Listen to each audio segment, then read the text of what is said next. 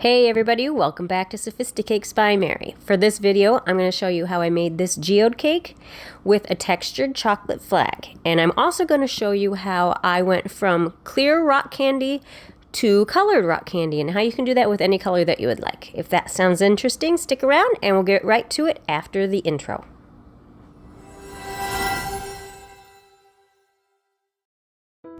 First thing I'm going to do is color the rock candy. And I just got this clear rock candy at Hobby Lobby, a craft store, local craft store. You can also find it online. And then you'll need a baggie, a zip top baggie, and some Everclear and some food coloring. The food coloring of your choice. I was going for a deep burgundy.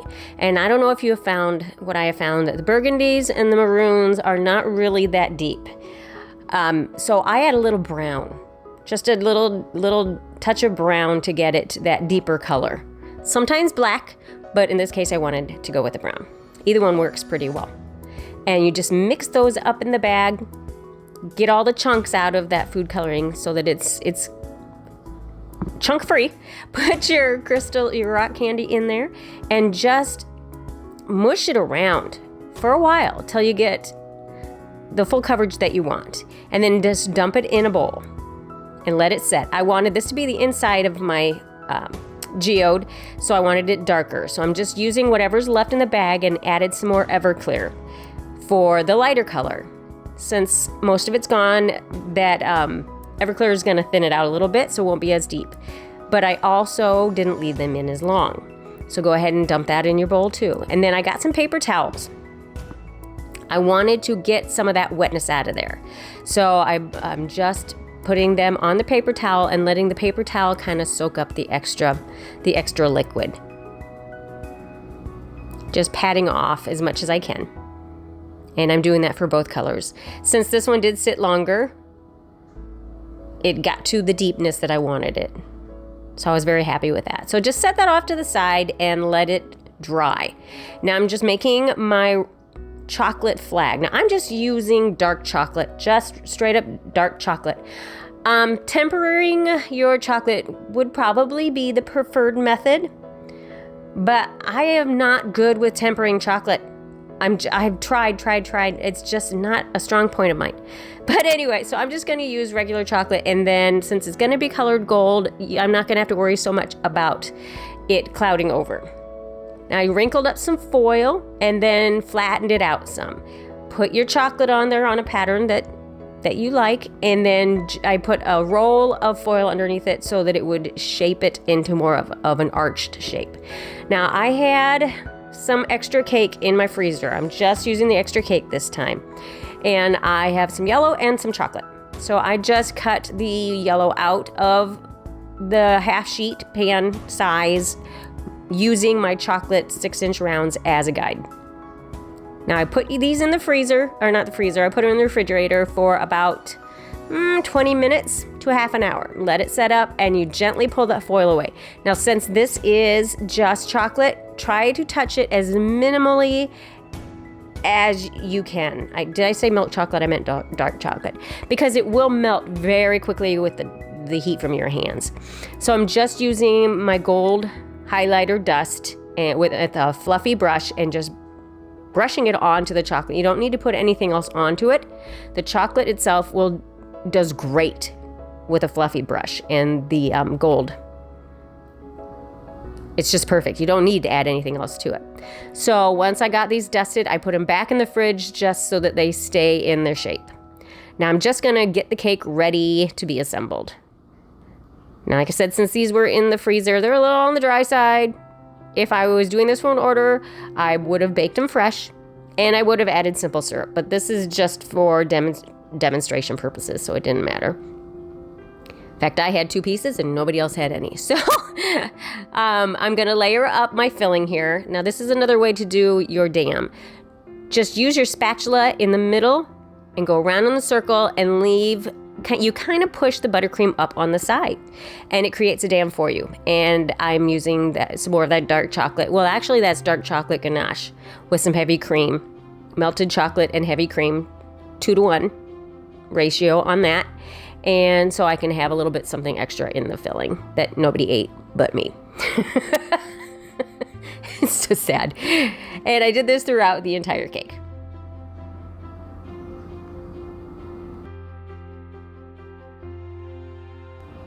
And once I got them assembled, I went ahead and I did a thin crumb coat with the extra chocolate ganache that I had.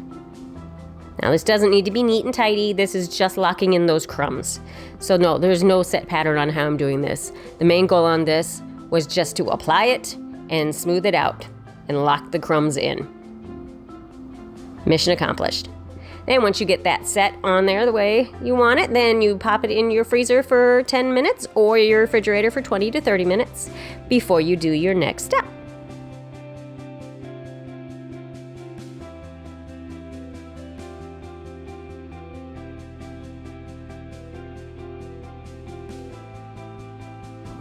And I'm cleaning off the board since this is going to be the display board. I don't normally show that, but I assembled it right on the display board this time.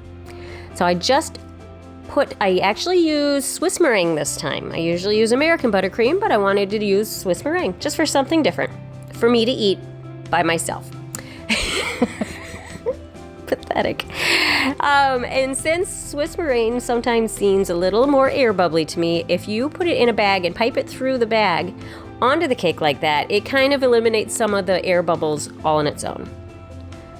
Now I just went round and round and round, got it smooth, and did a lot of scraping.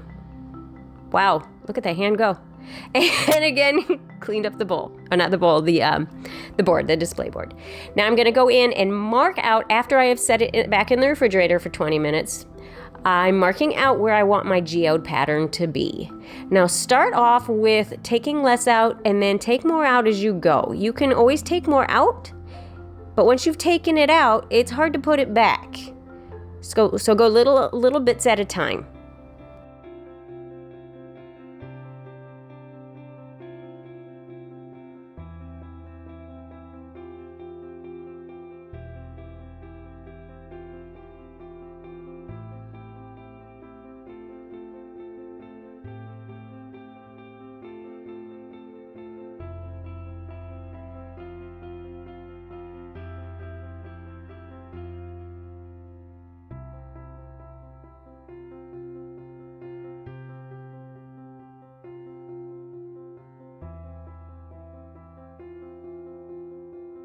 And clean up as much of your mess as you can here before you add the buttercream into your crevice. I guess we'll call this a crevice.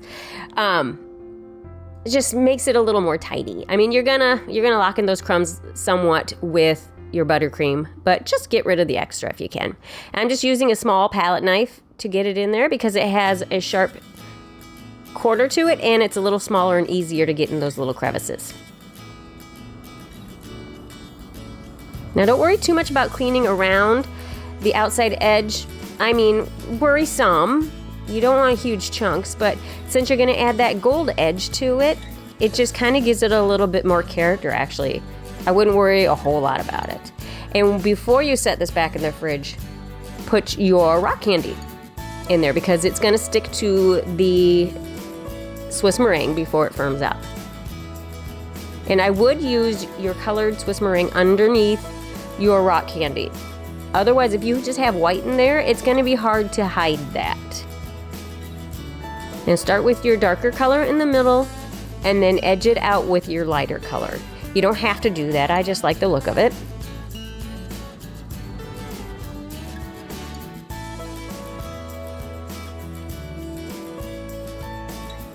And do the same for the other crevice if you did too. It all depends on what pattern you decide.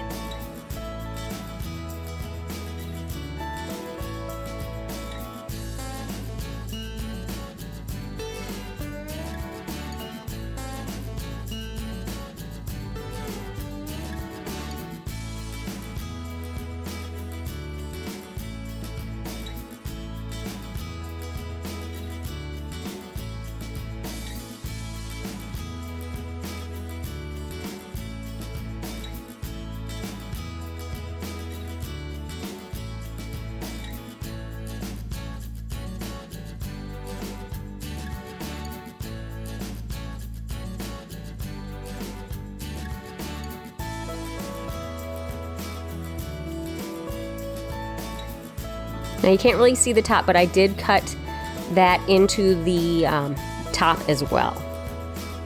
So we need to fill that in too. Now I'm doing a little splatter. I've been doing a lot of splatter lately. I don't know why, I'm in a splatter state of mind, I guess. Gold splatter on the front for a little extra something. That's just my gold paint, which is Everclear and gold highlighter or gold luster dust.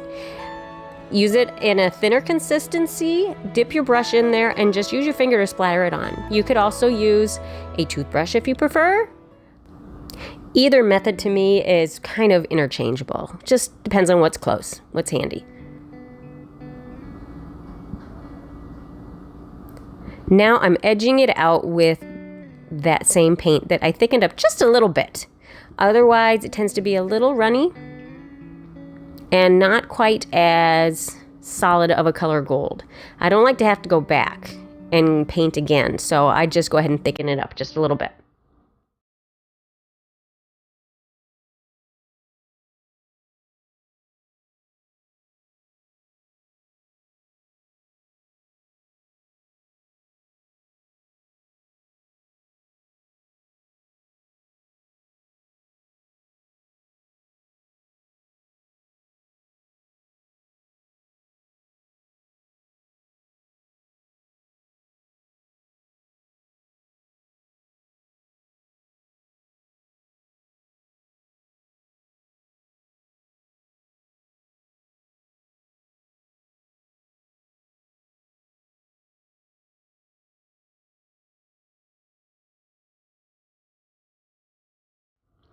And what I'm doing here is I'm using that color that I used to paint or to color the crystals, the rock candy, at the very beginning, left it in the bag, and I'm using that as a paint to paint in between the rocks a little bit in the center to give it a little bit more of a solid look so you can't see that buttercream as much.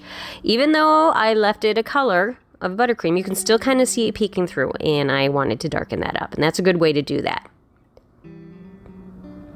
Now, what I didn't show here is I did cut a section out of the top, just a little slit in the top for the chocolate to set in. Now I'm handling this as little as I have to because of hot hands. I don't typically really have hot hands, but for this, my hands were hot. I don't know why. It's hot outside. Maybe that's why.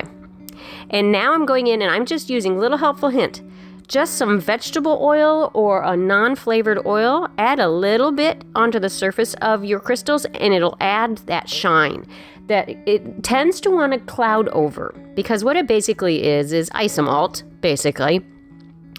And isomalt does that. So there you go, guys.